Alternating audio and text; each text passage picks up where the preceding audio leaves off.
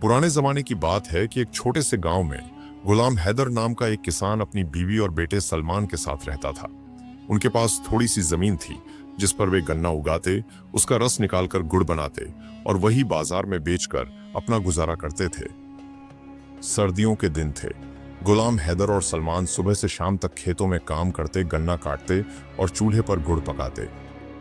गुलाम हैदर हमेशा गुड़ लेकर खुद बाजार जाता क्योंकि उसे लगता था कि सलमान अभी छोटा है और बाजार के सौदे की समझ नहीं रखता। एक दिन गुलाम हैदर ने बैलगाड़ी में गुड़ लादा और बाजार चल पड़ा। वहां पहुंचकर उसने गाड़ी रोकी और ग्राहकों का इंतजार करने लगा। कुछ देर बाद एक व्यापारी उधर से गुजरा। उसे याद आया कि उसकी बीवी ने आज गुड़ वाली खीर बनाने को कहा था। वह गुलाम हैदर के पास आया और बोला, भाई क्या बेच रहे हो?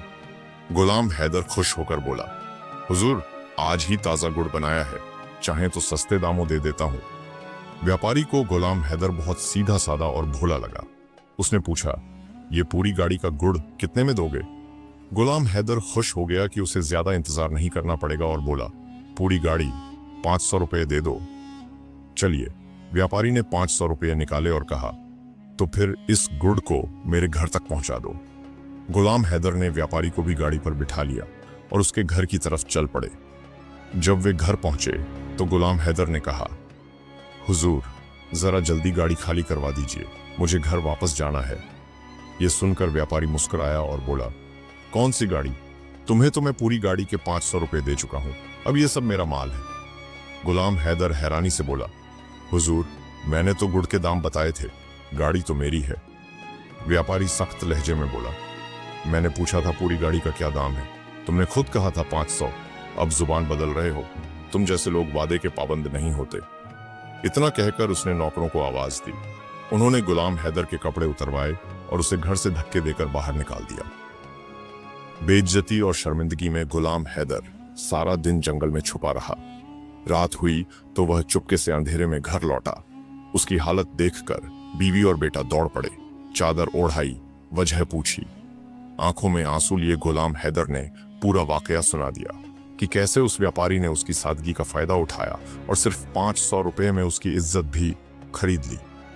बाप की बात सुनकर सलमान का खून खौल उठा। उसने गुस्से में कहा, अब्बा जी कल मैं बाजार जाऊंगा, उस व्यापारी से आपकी बेइज्जती का हिसाब लूंगा और अपनी बैलगाड़ी भी वापस ले आऊंगा।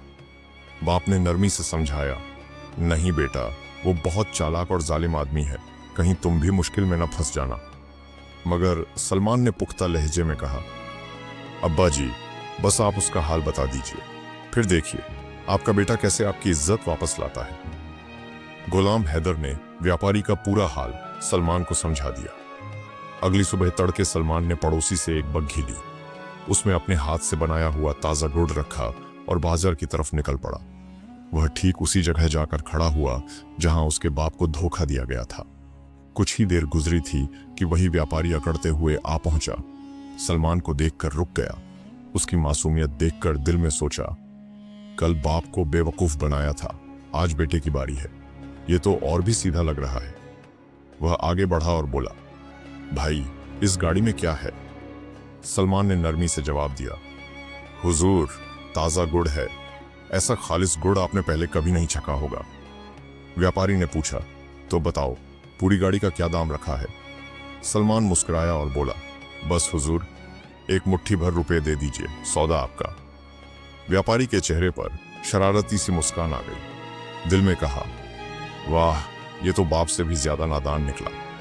वह बोला, ठीक है भाई, सौदा मंजूर है, पैसे मैं घर जाकर दूंगा, तुम बस गाड़ी मेरे घर पहुंचा दो।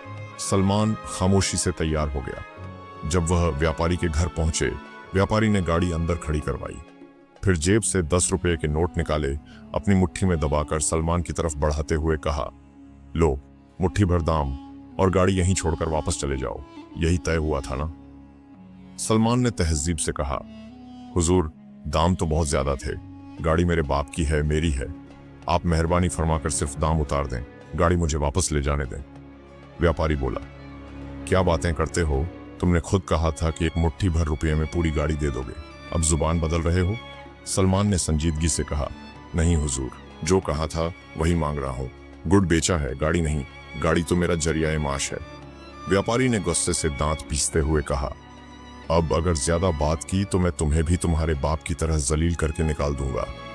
सलमान ने व्यापारी की धमकी सुनी तो खामोशी से बोला, अच्छा हुजूर, अगर बात ऐसी है तो लाइए, ये लीजिए थोड़ा सा दाम। जैसे ही व्यापारी मुट्ठी आगे बढ़ाने लगा, सलमान ने उसका हाथ मजबूती से थाम लिया और जेब से छुरी निकालते हुए कहा, सुनिए सेठ जी, मैं अपनी गाड़ी आपके पास छोड़ रहा हूं, लेकिन बदले में ये मुट्ठी आपके साथ ले जा रहा हूं। व्यापारी कांपने लगा, ये क्या बेवकूफी है, हाथ छोड़ो मेरा। सलमान बोला, तुमने मेरी पूरी गाड़ी सिर्फ एक मुट्ठी के बदले हड़प ली थी ना, अब ये मुट्ठी मेरी है। छुरी तेज थी और सलमान का इरादा साफ। जैसे ही उसने हाथ पर दबाव डाला, व्यापारी चीख उठा, गिड़गिड़ाते हुए बोला, खुदा के वास्ते बेटा, जो चाहिए ले जाओ, बस मुझे छोड़ दो। सलमान ने कहा, पहले वो गाड़ी खाली करो जो कल मेरे बाप गुलाम हैदर से छीनी थी, वो भी वापस दो। और हाँ, अब तुम्हें मुझे 2000 रुपये महीने पर अपने घर में नौकरी भी देनी होगी। व्यापारी के पास कोई रास्ता न बचा, जान बचाने के लिए हाथ जोड़ते हुए बोला, ठीक है, जैसा तुम कहोगे वैसा ही होगा। सलमान ने छुरी पीछे की ओर कहा, अगर तुम अपनी जुबान से फिरने की कोशिश करोगे या नौकरी से निकालने की बात की या तनख्वाह में टाल मटोल की, तो याद रखना, मैं तुम्हारी नाक और कान दोनों काट दूंगा। व्यापारी कांपता हुआ सिर हिलाता रहा और वादा कर लिया। उसने गुलाम हैदर की गाड़ी भी खाली करवा दी, 2000 रुपये भी दे दिए और नौकरी की हामी भी भर ली। सलमान 2 बैलगाड़ियां लेकर अपने गांव वापस लौट आया। गुलाम हैदर दूर से अपने बेटे को आता देखकर खुशी से बेकाबू हो गया। दौड़कर बेटे को गले लगा लिया। सलमान ने पूरी कहानी सुनाई और नौकरी की बात भी बताई। बाप ने फिक्र से कहा, बेटा, वो व्यापारी इंतकाम लेने वाला आदमी है, खबरदार, हमेशा होशियार रहना। सलमान मुस्कुराकर बोला, अब्बा जी, अगर वो शेर है तो मैं 1.5 शेर हूं, अब आप फिक्र ना करें। अगली सुबह सलमान व्यापारी के घर काम पर पहुंचा। व्यापारी ने दिल में सोचा, मैं इसे इतना थकाऊंगा कि खुद ही भाग जाए। वो बोला, सलमान, 2 खेत जुतो, फिर शाम को लकड़ियां भी लाना चूल्हे के लिए। सलमान खामोशी से निकल गया खेत की तरफ। दिन भर एक पेड़ के नीचे सोता रहा। शाम को हल्के 3-4 टुकड़े करके उन्हें काटा, गट्ठा बनाया, सर पर रखा और वापस आ गया। घर पहुंचकर लकड़ी का गट्ठा फेंका और खामोशी से खाने लगा। व्यापारी ने नौकर से कहा, उसे 1 मुट्ठी चावल दे दो और 1 चम्मच डाल, यही यहाँ की तनख्वाह है। सलमान ने सेठ की बात सुनी, यहां रहना है तो 1 मुट्ठी चावल पर रहो, वरना निकल जाओ। सलमान ने खामोशी से वो चावल खाए, पानी पिया और उठकर अपने कमरे में चला गया। लेकिन रात को भूख ने उसे सोने न दिया। पेट में चूहे दौड़ रहे थे। कुछ देर करवटें बदलता रहा, फिर उठा और बाहर आंगन में जाकर वास्तव में गाय के बाड़े की तरफ चला गया। वहां जाकर देखा कि एक छोटा सा बछड़ा रस्सी से बंधा हुआ था। सलमान चुपके से बछड़े की रस्सी खोल देता है। बछड़ा फौरन अपनी मां के नीचे जाकर दूध पीने लगता है। जैसे ही बछड़े ने मुंह लगाया, गाय के थन में दूध आ जाता है। सलमान मौका हाथ से जाने नहीं देता। वह बछड़े को दोबारा बांध देता है और सारा दूध खुद पी जाता है। पेट भरने के बाद वह सुकून की नींद सो जाता है। अगली सुबह जब ताजिर दूध निकालने जाता है तो थन बिल्कुल खाली होते हैं। वह हैरान रह जाता है। अभी वह गाय के करीब झुका ही था कि गाय जोर की लात मारती है और वह पीछे जा गिरता है। यह रोज का मामूल बन जाता है। सलमान हर रात बछड़े को छोड़ देता है। गाय दूध देती है, वह पीता है और पूरा दिन काम करता रहता है। लेकिन वह जिस्मानी तौर पर कमजोर होने के बजाय पहले से भी ज्यादा सेहतमंद और ताकतवर नजर आता है। ताजिर हैरान रह जाता है। यह लड़का 1 मुट्ठी चावल खाता है, सारा दिन काम करता है, फिर भी इतना फिट कैसे है? उसे क्या मालूम था कि उसकी गाय का सारा दूध सलमान के पेट में जा रहा है। कुछ दिनों बाद ताजिर की बीवी अपने मायके चली जाती है। पूरा महीना गुजर जाता है, वह वापस नहीं आती। ताजिर अकेला होकर उदास रहने लगता है। आखिरकार वह फैसला करता है कि खुद जाकर अपनी बीवी को वापस ले आएगा। वह सलमान से कहता है, सलमान, मेरे साथ चलना है। बीवी को ले जाने के लिए सिर्फ एक घोड़ा होता है। उस पर ताजिर खुद बैठ जाता है और सलमान को पैदल साथ चलने को कहता है। सलमान दिल ही दिल में मुस्कुराता है। अच्छा तरीका निकाला है मुझसे जान छुड़ाने का। सोचा होगा रास्ते में मर जाऊंगा और ये साहब घोड़े पर आराम से ससुराल पहुंच जाएंगे। अगर तुझे होश न दिलाऊं तो मेरा नाम भी सलमान नहीं। कुछ फासले पर जाकर ताजिर थक जाता है, एक दरख्त के नीचे लेटकर आराम करने लगता है और सलमान से कहता है, जरा घोड़े का ख्याल रखना, मैं थोड़ी देर आंख लगाता हूं। थोड़ी ही देर बाद कुछ ताजिर काफिले के साथ वहां से गुजरते हैं। सलमान घोड़े की दम का थोड़ा सा हिस्सा काटकर अपने पास रख लेता है, फिर पूरा घोड़ा उन व्यापारियों को बेच देता है। सौदा पूरा होने के बाद सलमान एक झाड़ी के पास जाकर बैठ जाता है और दम का कटा हुआ टुकड़ा एक चूहे के निशान पर रख देता है, जैसे वह चूहे को पकड़ने की तैयारी कर रहा हो। कुछ देर बाद ताजिर की आंख खुलती है, वह इधर उधर देखता है, घोड़ा गायब होता है। सलमान झाड़ी के पास बैठा होता है, हाथ में दम का टुकड़ा होता है। गुलाम हैदर का बेटा सलमान, जो अब एक होशियार, हाजिर दिमाग और बहादुर नौजवान बन चुका होता है, वह ताजिर की हर चाल का न सिर्फ जवाब दे रहा होता है बल्कि उसी की जबान से बदला भी ले रहा होता है। सेठ जब आंख खोलता है तो सलमान को घोड़े की दम पकड़े झाड़ी के पास बैठा देखता है। वह गुस्से में बोलता है, सलमान, मेरा घोड़ा कहाँ गया? सलमान बेहद मासूम लहजे में कहता है, सेठ जी, घोड़ा चूहे के बिल में घुस गया है, बड़ी मुश्किल से इसकी दम पकड़ी है, अकेला खींच नहीं पा रहा, आप भी थोड़ा जोर लगाइए। ताजिर गुस्से में आ जाता है और जैसे ही दम खींचता है, दम उसके हाथ में रह जाती है। ये क्या मजाका है? सेठ चिल्लाता है। सलमान पूरी संजीदगी से कहता है, सेठ जी, आपने खुद कहा था अगर जाना है तो मेरे नाक कान काट लो। अब बताइए, दम तो मेरे साथ रह गई, घोड़ा नहीं रहा। सेठ कुछ कह नहीं पाता। मजबूरी में उसे सलमान को फिर साथ लेकर आगे बढ़ना पड़ता है। रास्ते में एक और बाजार आता है। सेठ वहां से दूसरा घोड़ा खरीदता है, इस बार काला घोड़ा। दोनों आगे बढ़ते हैं। रास्ते में पड़ाव डाला जाता है। सेठ पेट भरकर खाना खाता है और सलमान से कहता है, ये घोड़ा खास है, इसे खूब रगड़ कर नहलाना, सारी मैल उतर जानी चाहिए। सलमान बाजार जाकर वह घोड़ा भी बेच देता है और इस बार एक खूबसूरत सफेद खरगोश ले आता है। जब सेठ की आंख खुलती है तो सलमान खरगोश लिए बैठा होता है। सलमान, घोड़ा कहाँ है? सलमान बड़ी सादगी से कहता है, सेठ जी, आपने कहा था जोर लगाकर नहलाओ, मैंने इतना रगड़ा कि घोड़े का काला रंग उतर गया। अब देखिए, बिल्कुल सफेद हो गया और इतना रगड़ा कि सिकुड़कर खरगोश बन गया। सेठ दांत पीसता है, मगर अब वह कुछ कर भी नहीं सकता। अब दोनों पैदल चलने पर मजबूर हो जाते हैं। ससुराल करीब आ चुका होता है, मगर सेठ भूख से बेहाल हो जाता है। सारी रकम घोड़ों पर खर्च हो चुकी होती है और खाने पीने का सामान भी खत्म हो चुका होता है। सेठ एक दरख्त के नीचे बैठता है और सलमान से कहता है, सलमान, जा मेरे ससुराल खबर दे आ कि मेरा दामाद आ रहा है, वो लोग खुश होकर मेरे लिए खाने पीने का इंतजाम करेंगे। सलमान रवाना हुआ और जैसे ही वह सेठ के ससुराल पहुंचा, सेठ की सास ने फिक्रमंदी से पूछा, बेटा, हमारे दामाद जी खैरियत से तो हैं? सलमान ने संजीदगी से जवाब दिया, नहीं माई, वक्त ठीक नहीं है, दामाद जी को सख्त पेट की खराबी हो गई है। सलमान की हाजिर दिमागी और दानाई ने गुलाम हैदर के गम का बदला इस शान से लिया कि न सिर्फ बाप का मान बुलंद हुआ, बल्कि वह जालिम सेठ जो पहले गुलाम हैदर को बेइज्जत करके निकाल चुका था, अब उसी के बेटे का मोहताज बन गया। सलमान को जब सेठ के साथ ससुराल जाना पड़ा तो रास्ते भर सेठ ने उसे तंग करने का कोई मौका नहीं छोड़ा, मगर सलमान ने हर बार समझदारी, सब्र और होशियारी से उसे नाकाम कर दिया। कभी घोड़ा बेचकर उसकी दम चूहे के बिल में फंसाई, कभी खच्चर के बदले खरगोश लाकर सेठ को चक्कर में डाल दिया, लेकिन सेठ कुछ न कर सका, क्योंकि उसने गुलाम हैदर के साथ जो किया था उसकी सजा तो उसे भुगतनी ही थी। जब दोनों ससुराल पहुंचे तो सलमान ने वहां भी चालाकी दिखाई। सेठ के लिए खिचड़ी बनवाई और अपने लिए खीर, पूरी, हलवा और रायता तैयार करवा लिए। सेठ को बहुत गुस्सा आया, मगर बोल कुछ न सका, क्योंकि जो कुछ किया था वह कभी माफ नहीं किया जाता।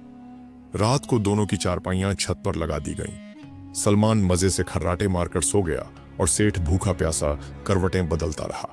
जब सेठ ने सलमान को जगाकर कहा, यार, तूने तो खीर पूरी खाकर खर्राटे ले लिए, मैं यहाँ भूखा प्यासा मर रहा हूँ, तो सलमान ने चुपके से एक चाल सोच ली। छत में एक पुराना धमला था, यानी एक सुराख, जो पहले जमाने में गेहूं या मक्की नीचे गिराने के लिए इस्तेमाल होता था। सलमान ने सेठ की कमर में रस्सी बांधी और कहा, सेठ जी, नीचे किचन में खाने पड़े हैं, आप जाकर खा लीजिए, और जब पेट भर जाए तो रस्सी हिलाकर मुझे जगा देना, मैं तुम्हें ऊपर खींच लूंगा। सेठ बहुत खुश हुआ, फौरन नीचे उतर आया और हलवा पूरी पर ऐसे टूट पड़ा जैसे बरसों से भूखा हो। खा पीकर जब पेट भरा तो सेठ ने रस्सी हिलाकर आहिस्ता आवाज दी, सुल्तान अब मुझे ऊपर खींच लो। जब गुलाम हैदर का बेटा सलमान सेठ करीमुद्दीन के साथ ससुराल पहुंचा तो उसने एक एक करके अपनी दाना, अक्लमंद और हाजिर दिमागी से वह सब सबक सिखाए जो बरसों पहले सेठ ने गुलाम हैदर को जलील करके भुला दिए थे। रात को सलमान ने चालाकी से सेठ को रस्सी बांधकर धमला के जरिए किचन में उतार दिया ताकि वह जाकर पेट भरकर खा ले, मगर फिर खुद सलमान खर्राटे लेते लेते गहरी नींद में चला गया। अब नीचे सेठ खा पीकर तैयार बैठा था, आहिस्ता आहिस्ता आवाजें दे रहा था, सलमान, अरे सलमान, खींच खींच मुझे ऊपर खींच। मगर सलमान बेखबर था। इधर सेठ की सांस पानी पीने आई, दरवाजे के पास आई तो अंदर से आवाजें सुनी, खींच खींच, जल्दी खींच। बेचारी घबरा गई, भागकर खाविंद को जगाया। अरे जी, किचन में कोई जिन या भूत आ गया है जो बार बार कह रहा है खींच खींच।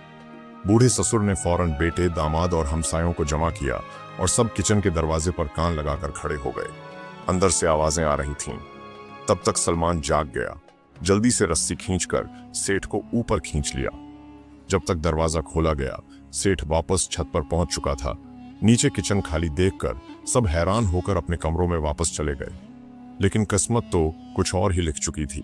आखिरी जिल्लत, सेठ और वह हांडी। रात के आखिरी पहर सेठ के पेट में दर्द शुरू हो गया।